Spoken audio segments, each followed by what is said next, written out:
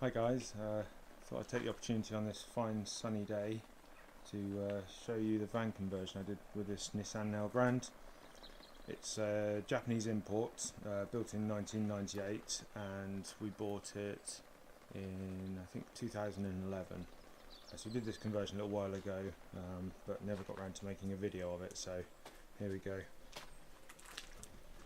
So being Japanese, it's got right hand drive and has the door on the right hand side of the vehicle, or on the left hand side of the vehicle.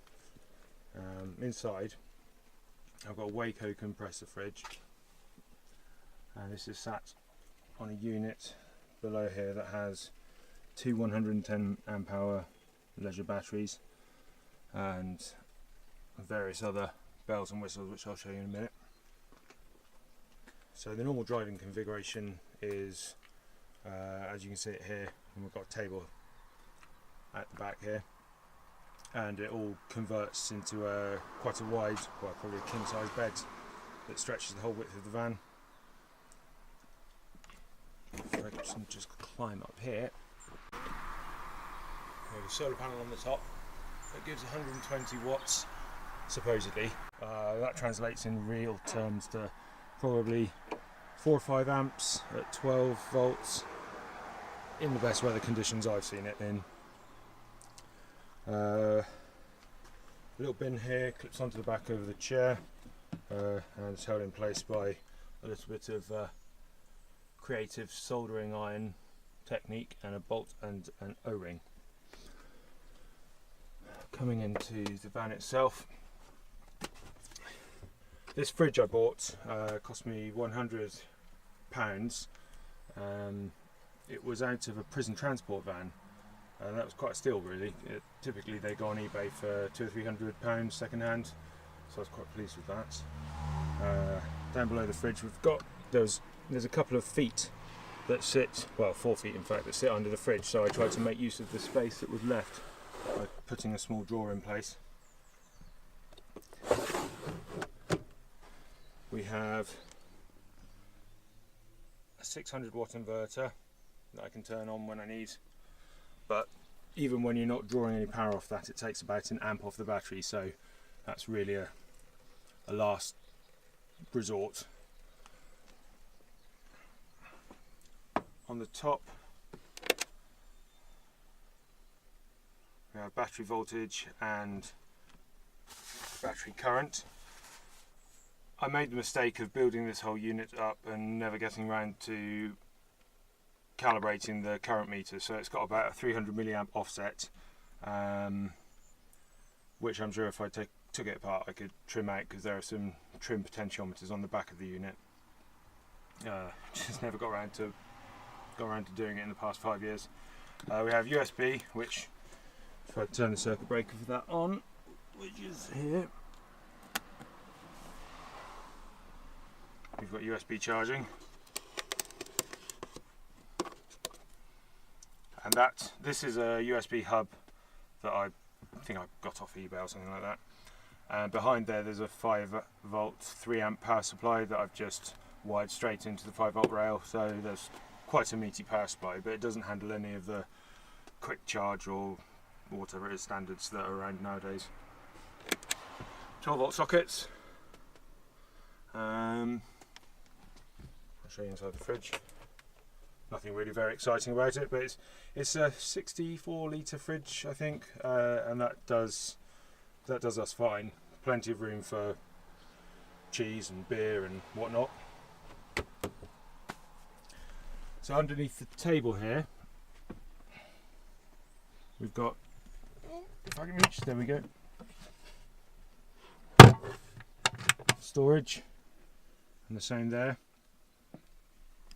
And if I nip around the back of the vehicle,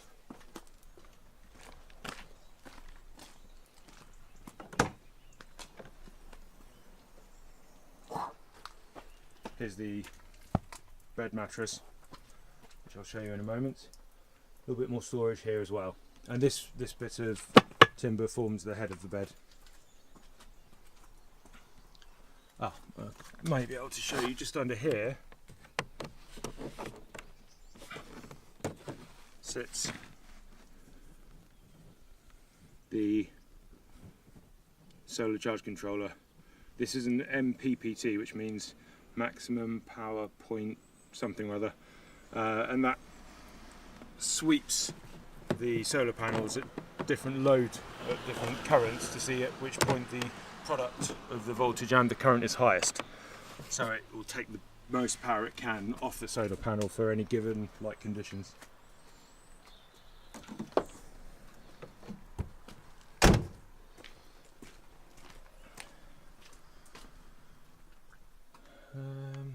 What else is there to show you? Oh yes, we've got lights which are dimmable. Interestingly, I hardly ever use them at full brightness. Towards the end of the night, by the time your vision is acclimatized to the low light levels, running these at minimum brightness is pretty much all you need in here. And now I will attempt to show you, I'll show you how this all turns into bed. So, looking underneath here, the table itself clips onto the top of, so it's now free to, you can just see a little bit of freedom. There's another one there which I shall do now. And that then comes up and pushes back.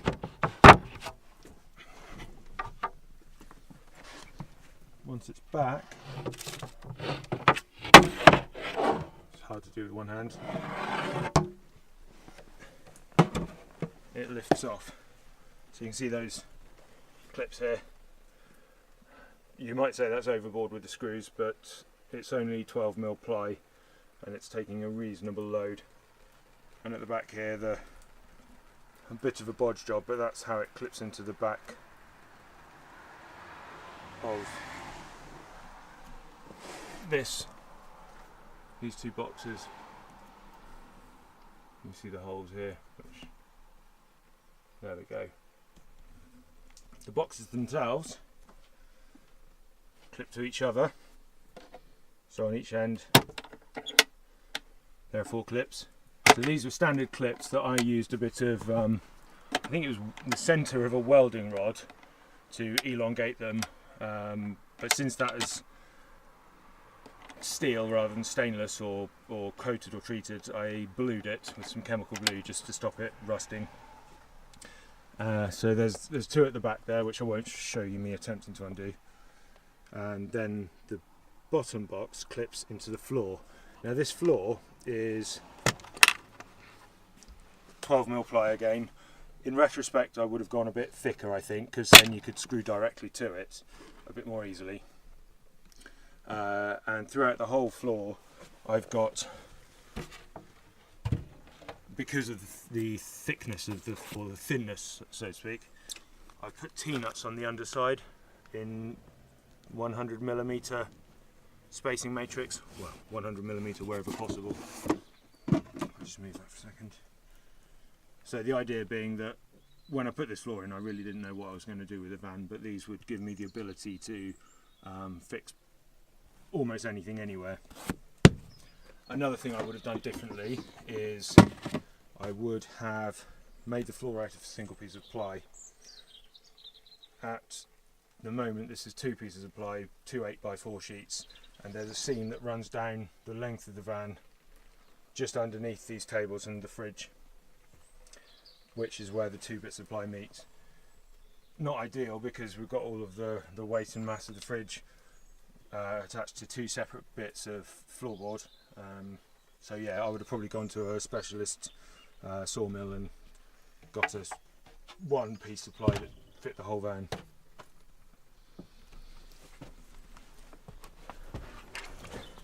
So if I just undo these, this will then come off, and I'm going to cut to, I think, the bed in a better position. So where are we now? I've unclipped that final box from the floor, and I have moved the front seats forwards and just lent the seat backs forward as well to give us a little bit more room. Now this then allows me, as you can see here, there are some runners underneath the fridge, and this was out of, I think, a scrapped Range Rover. So this allows the whole fridge to slide forwards and give me that extra bit of space in the back of the van that will allow me to actually lay with head at that end and foot at this end without feeling cramped. So, tabletop it, sat there for a minute. One box there. Now underneath here there's one support brace, because normally it sits on here. If I take it back until the next point, it needs a little bit more strength along here to take weight. So I do that with that one.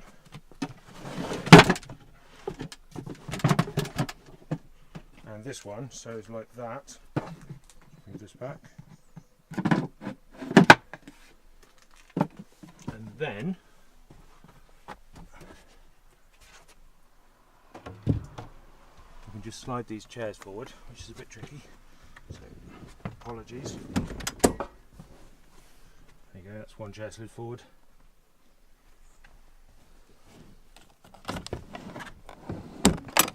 And another. Now on the top of these chairs, I've taken the headrests out and replaced them with that. A bit overkill, it's actually solid stainless steel rod, but it's all I could get hold of at the time. And they, when this goes back, with a little bit of help, they locate in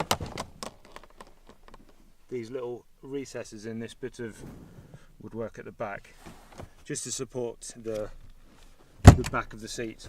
There we go. Otherwise, I mean, the back of these seats really isn't designed to take someone's full weight resting on it, because it's all hinged at this point. And then one more seat goes back. Attempt to go back. Come on.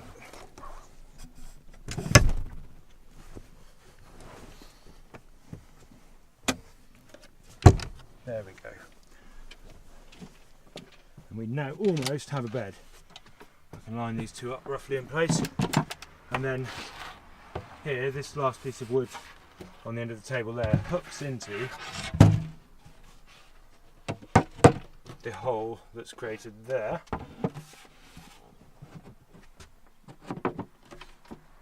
And a similar thing here. Shuffle this box into place. And there you have a king-size bed. Just realised I've forgotten something reasonably important. I'll only get one of them out. This piece of cushion here is designed with a particular shape that sits into the dip in the chair and just takes out that. And this is just a 5 centimetre mattress topper with a, I think it's a duvet cover over it.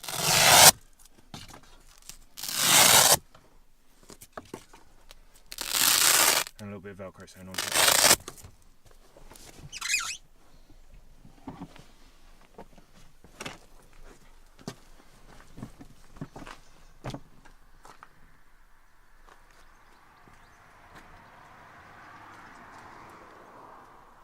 And that is the van in bedtime mode. So for one last thing, and you may notice around all of the windows, these windows are tinted. They're, I think, limo black, which is 95% opaque, so it lets through 5% of the light. But even then, first thing in the morning, it feels like you've got spotlights on you, so you need more than that to sleep in it. So I've put Velcro around all of the windows, and I've glued that in place with contact adhesive, so Evo Stick Impact or similar. And something I've made sure to do at the end of each piece of Velcro, I've just run along it with a soldering iron, or you could use an iron or something, such that the actual adhesive area of the Velcro isn't going to take hold, because the weakness whenever you come to any glued joint, especially with flexible materials, is right at the end. So every time you peel off Velcro from there, it will try and pull this end up, so it can't, because there's nothing to actually hold on to. So this here is one of the blackout blinds that sits into the window. I've made it white on the inside because that way any lighting that I have inside is going to be used optimally, because we get nice bright reflections of it. And on the outside I've made it black. We couldn't quite decide where to go with this colour, because should it be white so that it reflects sunlight and doesn't overly heat up, or would it be better to be black such that if we're thinking about stealth camping, if someone comes along with a torch and they shine their torch at my blacked out windows with a black curtain behind it, they're not going to see anything. They won't even notice the curtain's there. So we went with black in the end.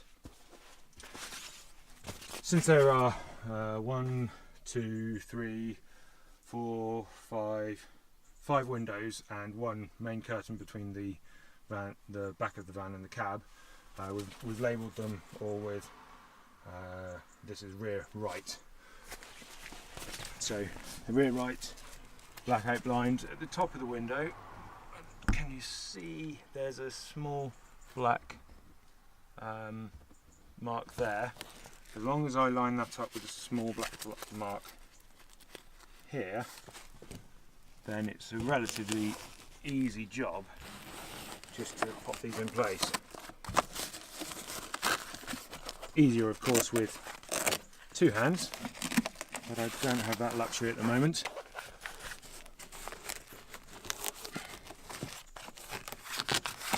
And there we go, that'll do for now.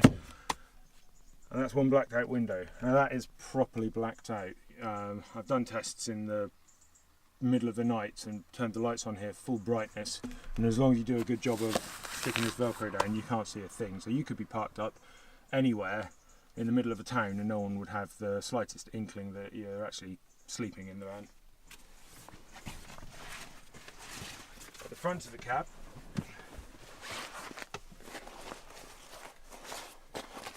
I've got a similar thing, a bit more Velcro this time, to an extra wide strip, and again with the idea that Velcro, anything flexible and adhesive, is at its weakest point at the edge of the adhesive strip. If you notice, we've got two wide pieces of Velcro here. The actual curtain itself hangs from the centre of this two wide piece, so it's least likely to slowly peel itself down. So again, simple job, line the black little dot with the black dot, and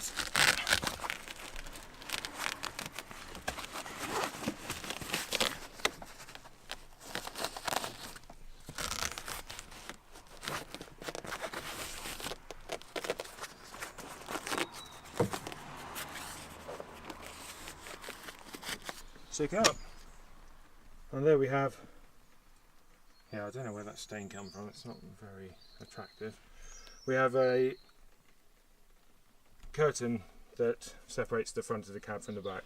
And again, from the front of the cab, all you see is a black curtain, which in the night you probably won't even notice.